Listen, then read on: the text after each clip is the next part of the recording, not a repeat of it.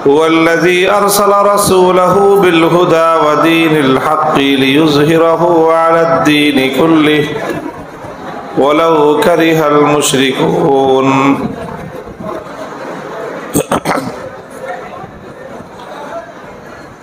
هو الذي أخرج الذين كفروا من أهل الكتاب من ديارهم لأول الحشر ما ظننتم أن يخرجوا وظنوا أنهم مانعتهم حصونهم من الله فأتاهم الله من حيث لم يحتسبوا صدق الله العظيم محترم উলামায়ে কেরাম, সম্মানিত বয়োজ্যেষ্ঠ আমার মুরব্বী সাহেবান, সমবেত ইসলাম প্রিয় নবী প্রেমিক দেশদরদী মুসলমান ভাই ও বন্ধুগণ এবং পর্দার অন্তরালো বাসাবাড়িতে অবস্থানরত আমার সম্মানিত মা ও বোনেরা, গভীর রজনীতে রাত 1:15 বাজে ঘড়ির কাঁটায় আপনারা দীর্ঘ সময় পর্যন্ত এখানে অপেক্ষমান রয়েছেন। আমার আসতে বিলম্ব হয়েছে। মূলত আপনারা জানেন যে বাংলাদেশের দক্ষিণ পূর্বাঞ্চল বৃহত্তর নোয়াখালী অঞ্চলে পার্শ্ববর্তী দেশের পানি বৈষম্যের শিকার হয়ে এবং তাদের ষড়যন্ত্র নির্যাতনের শিকার হয়ে ভেসে আসা পানিতে বিস্তীর্ণ অঞ্চল প্লাবিত, হাজার হাজার লক্ষ লক্ষ মানুষ পানিবন্দী অবস্থায় জীবন অতিক্রম করতেছে, জীবনাতিপাত করতেছেন। তো সেখানে আমরা জরুরি কর্মসূচিতে তাদের সহযোগিতার জন্য গত রাত্রে গিয়েছিলাম ফেনীতে। সেখান থেকে আসার পথে রাস্তাঘাটে অস্বাভাবিক রকম যানজটের কারণে আমাদের মূলত আজকে ঢাকা পৌঁছতে বিলম্ব হয়েছে। এই জন্য সবগুলো কর্মসূচি প্রোগ্রামই অনেক বিলম্বে হচ্ছে। আলহামদুলিল্লাহ, আপনারা অপেক্ষা করেছেন, দ্বীনের জন্য অপেক্ষা করেছেন। আল্লাহর দ্বীনের মহাব্বত এবং দ্বীনের ভালোবাসায় আপনারা অপেক্ষমান ছিলেন। তো এই যে অপেক্ষায় যে সময়টা অতিক্রম হয়েছে, এটা ইনশাআল্লাহ আপনাদের জন্য ক্ষতি হয়নি, বরং এটা লাভজনক হয়েছে। রাসূল সাল্লাল্লাহু আলাইহি ওয়াসাল্লাম হাদিসে পাকের মধ্যে ইরশাদ করেছেন, ইন্নাল আবদা ফি সালাতিন মানতাজারাস সালাতা, বান্দা যতক্ষণ পর্যন্ত নামাজের অপেক্ষায় থাকে ততক্ষণ পর্যন্ত সে নামাজে দাঁড়ানোর, নামাজ পড়ার সওয়াব পায়। তো যতক্ষণ পর্যন্ত কেউ কোনো একটা ভালো কাজের, দ্বীনের কাজের জন্য অপেক্ষমান থাকবে, এই হাদিসের আলোকে বোঝা যায় যে ততক্ষণ পর্যন্ত সেই কাজের সওয়াব তার আমলনামায় লেখা হতে থাকবে। বন্ধুগণ, আপনারা আমাকে মহাব্বত করেন দুনিয়ার কোনো স্বার্থে নয়। আমাকে ভালোবাসলে দুনিয়াতে আপনাদের কোনো প্রাপ্তি নাই, টাকা পয়সা, ক্ষমতা, ধন দৌলত কোনো কিছুই নাই। তবুও কেন আমাদের এই মহাব্বত? আমাদের এই মহাব্বত দ্বীনের জন্য, আল্লাহর দ্বীনের কারণে। আপনারা মনে করেন যে আপনাদের এই ভাই, আমি আল্লাহর দ্বীনের কথা, হকের কথা, কোরআনে পাকের সত্যের কথাগুলো, ইসলামের বিজয়ের কথাগুলো আমি দ্ব্যর্থহীনভাবে উঁচু কণ্ঠে আমি উচ্চারণ করি, আল্লাহ আমাকে দিয়ে করান। এটা আপনারা যারা আল্লাহর দ্বীনকে ভালোবাসেন আপনাদের ভালো লাগে। আপনাদের ভালো লাগে কারণ হলো আসলে আপনারা সবাই আল্লাহর দ্বীনকে বিজয়ী দেখতে চান। আপনারা ইসলামকে পরাজিত অবস্থায় দেখতে চান না, যেটা আমাদের এই সমাজ, আমাদের প্রচলিত সমাজ ব্যবস্থা, রাষ্ট্র ব্যবস্থা, ইসলামকে তারা থাকতে দিবে, থাকতে দিতে চায়, ইসলামকে রাখতে চায়, সবই চায়, তবে চায় হলো পরাজিত অবস্থায় রাখতে। আমাদের সাথে প্রচলিত এই জাহিলিয়াত, প্রচলিত এই যে জাহিলিয়াত, এই যে বর্বরতা, এর বড় কন্ট্রাডিকশনটা হলো আমাদের এই জায়গায়। তারাও বলে হ্যাঁ থাকবে, ইসলাম থাকবে, অন্যান্য ধর্ম আছে, ইসলামও থাকবে। আমরাও বলি ইসলাম থাকবে। তো বিতর্কটা কোথায়? বিতর্কটা হলো তারা বলে যে ইসলাম থাকবে এতিমখানায়, আর আমরা বলি যে না, ইসলাম শুধু এতিমখানায় থাকবে না, ইসলাম থাকবে বঙ্গভবনে। পার্থক্যটা শুধু এই জায়গায়। তারা বলে ইসলাম থাকবে কবরস্থানে, আমরা বলি যে না, ইসলাম শুধু কবরস্থানে না, গণভবনেও থাকবে। তো তারা বলে যে ইসলাম থাকবে শুধু মসজিদে, আমরা বলি যে হ্যাঁ, ইসলাম মসজিদে যেমন থাকবে সংসদেও তেমন থাকবে। এটা একটা খুব বড় একটা মৌলিক একটা বিষয় যে ইসলাম থাকুক, এটা সবাই চায় বা অনেকেই চায়। বিশেষ করে এই যে পতিত স্বৈরাচারী ব্যবস্থা যেটা ছিল, একদম নাম ধরেই বলি আওয়ামী লীগ। আপনারা বুঝেন কথাটা। আওয়ামী লীগ তো একেবারে পতিত অবস্থায়, হয়তো আবার দীর্ঘ অনেক আপনার মূল্য চুকায়ে অনেক দিনের পরে হয়তো আবার তারা ফিরে আসবে। কিন্তু এই কথাটা তাদেরকেও বলে দেই, ফিরে আসেন। এবং আপনাদেরকেও বলে দিই যে ফিরে আসলে অন্তত এই চরিত্রটা একটু বদলে আসবেন। সেটা হলো তাদের সাথেই সবচেয়ে বেশি এই বিষয়টার বিতর্ক এবং এই বিষয়টার মতবিরোধ। এই আওয়ামী লীগের পুরা টপ টু বটম তারা ইসলামের বিজয়ের কোনো কথা সহ্য করতে পারে না। তারা হুজুরদের ওয়াজ পছন্দ করে। কোন হুজুরের ওয়াজ? যে হুজুর কান্নাকাটি করে ওয়াজ করতে পারে। কান্নাকাটির ওয়াজ তাদের খুব ভালো লাগে। বাবা মার হক বলবে, মায়ের হক, বাপের হক, এটি খুব তাদের কাছে ভালো লাগে। দান খয়রাতের ফজিলতের ওয়াজ ভালো লাগে। নামাজ পড়বেন, রোজা রাখবেন, এই ওয়াজও খারাপ লাগে না, ভালোই লাগে। যত ওয়াজ আছে এগুলো তারা পছন্দ করে, এটাতে তাদের খুব আপত্তি নাই। কিন্তু যখনই আপনি বলবেন যে ইসলাম তো দুনিয়াতে বিজয়ী হইতে আসছে, ইসলাম বিজয়ী থাকবে আর সব মতবাদ পরাজিত অবস্থায় থাকবে, এই কথাটা বললেই তাদের সারা শরীরের মধ্যে স্যাঁতস্যাঁত করে ওঠে। 40 বছর ধরে নামাজ পড়ে প্রথম কাতারে মসজিদের সেক্রেটারি বা সভাপতি, কিন্তু যদি আওয়ামী লীগ করে তো তার মধ্যে ওই সময়ে এই যে কুফুর, এই কুফুরটা তখন মাথাচাড়া দিয়ে উঠে। সেটা হলো কি, যেই হুজুর ইসলামের বিজয়ের কথা বলে সেই হুজুরে দেখতে পারে না। আমার সাথে তাদের বিরোধ এই জায়গাটাতেই। একেবারে তাদের নেত্রী থেকে নিয়ে শুরু করে তাদের নেতা, উপনেতা, পাতি নেতা, সবার সাথে বিরোধ একটা জায়গাতেই। তারা আমাকে দেখতে পারে না, শুধু আমাকে না, আমার মতো যারাই উচ্চ কণ্ঠে আল্লাহর দ্বীনের কথা বলে, দ্বীনের কথা তারা উচ্চ কণ্ঠে সহ্য করতে পারে না। তারা দ্বীনের কথা নিম্ন কণ্ঠে, মিউ মিউ কণ্ঠে শুনতে চায়। কিন্তু আল্লাহ কি বলেন, আল্লাহ রসুল কি বলেন? আল্লাহ বলতেছেন, হুয়াল্লাযী আরসালা রাসূলাহু বিল হুদা ওয়া দীনিল হাক্কি লিইয়ুযহিরাহু আলাদ দীনি কুল্লিহি ওয়ালাউ কারিহাল মুশরিকুন। আল্লাহ বলেন যে তিনি তার নবীকে দুনিয়াতে প্রেরণ করেছেন, আরসালা রাসূলাহু বিল হুদা ওয়া দীনিল হক, হেদায়েত দিয়ে, সত্য দ্বীন দিয়ে, হেদায়েত এবং সত্য ধর্ম দিয়ে আল্লাহ তার রসুলকে পাঠিয়েছেন। রসুলকে কেন পাঠালেন? আল্লাহ বলেন উদ্দেশ্য হলো লিইয়ুযহিরাহু আলাদ দীনি কুল্লিহি, পৃথিবীতে ইসলাম ছাড়া যত মতবাদ থাকবে, চাই সেটা পূর্ববর্তী কোনো বিকৃত আসমানি ধর্মের মতবাদ হোক, অথবা সেটা পরবর্তীতে দুনিয়ার মানুষের বানানো কোনো মতবাদ হোক,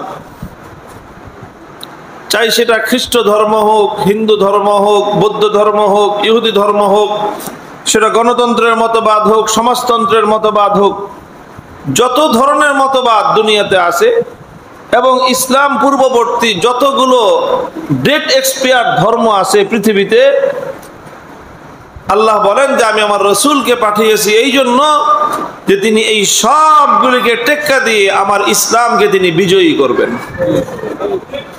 ইসলামকে তিনি বিজয়ী করবেন। ইসলামকে আল্লাহ পাক বিজয়ী দেখতে চান।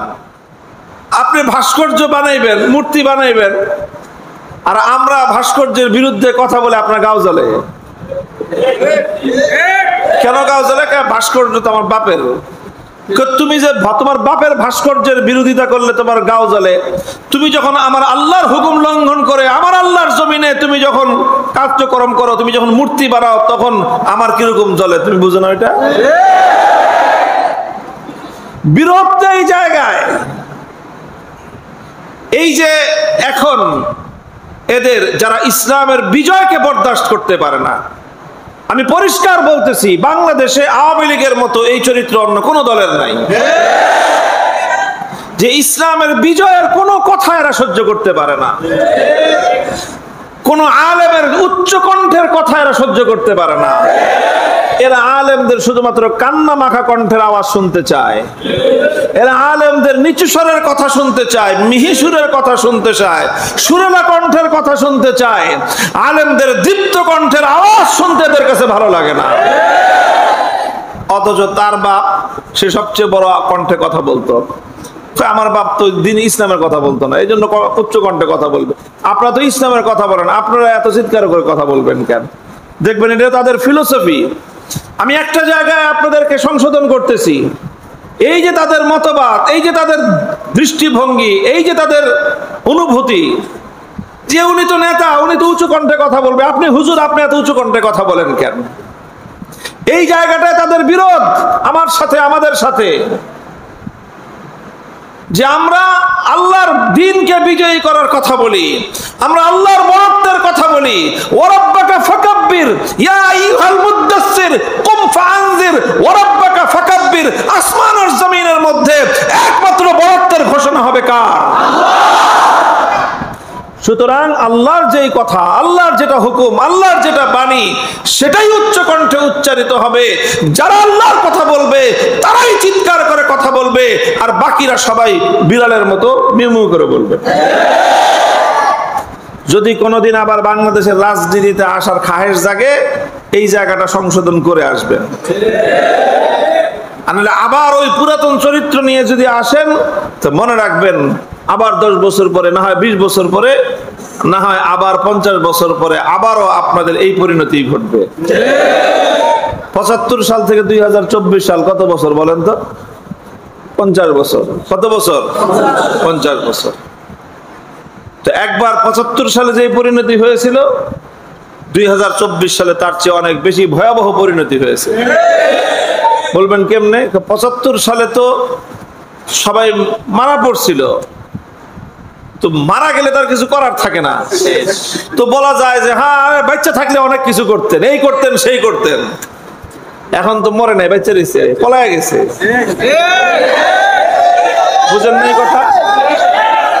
কেউরে যখন আপনি মেরে ফেলবেন, তখন তার সে বলতে পারে, তার ছেলে বলতে পারে, তার মেয়ে বলতে পারে, আমার বাপ যদি বাচ্চা থাকতো তাহলে দেখতে কি করতো। আর এখন তো তোমাদের নেত্রী বেঁচে আছে, তো পলায় গেছে চোরের মতো।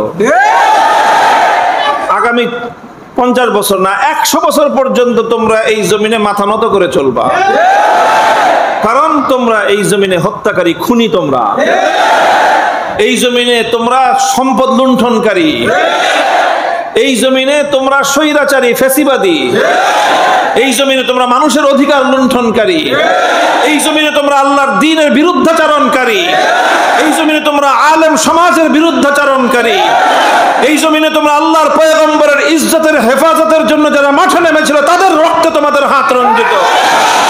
তোমরা তারা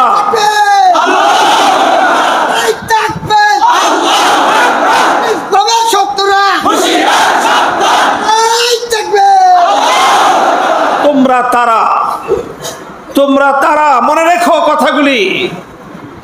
যখন 2013 সালে বিতর্ক হয়েছিল, মূল ইস্যু ছিল আল্লাহর নবীর ইজ্জত, নবীর ইজ্জতের জন্য স্লোগান তুলল হেফাজতে ইসলাম বাংলাদেশ, আর নবীর ইজ্জতের উপর আঘাত করলো ব্লগার চক্র।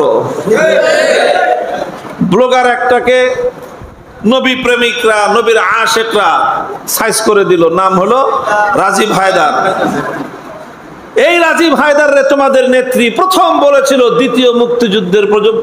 দ্বিতীয় প্রজন্মের মুক্তিযুদ্ধের প্রথম শহীদ। নাউজুবিল্লাহি মিন যালিক।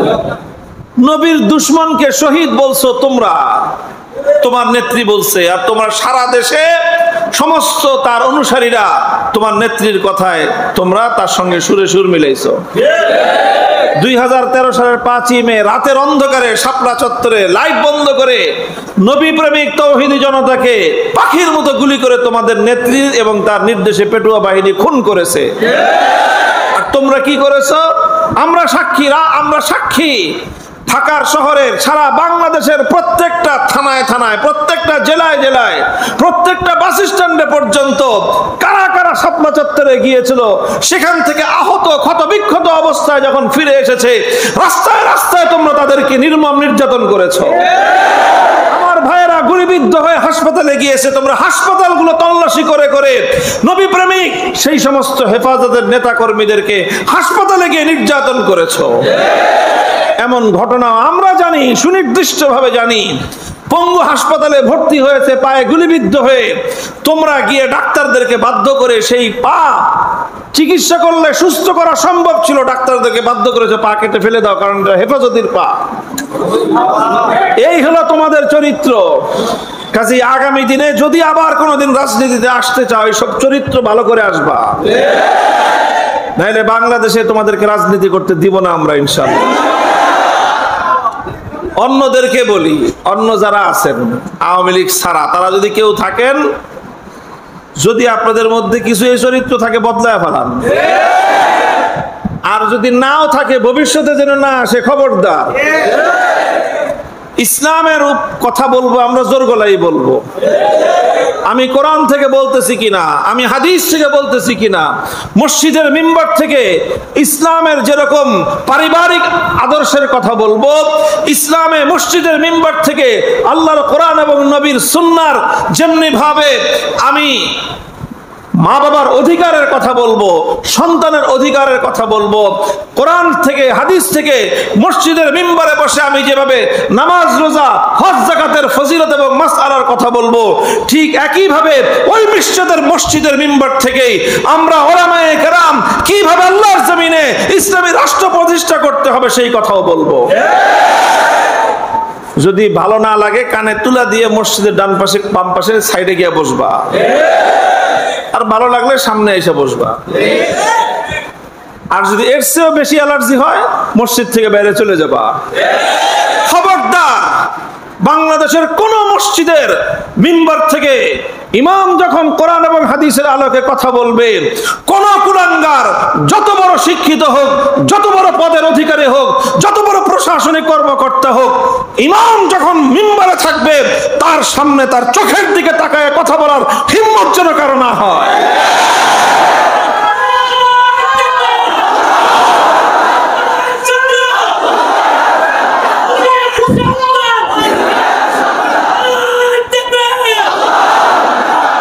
আওয়ামী লীগের মূল সমস্যা ছিল এগুলা, মূল সমস্যাই ছিল তাদের এগুলা।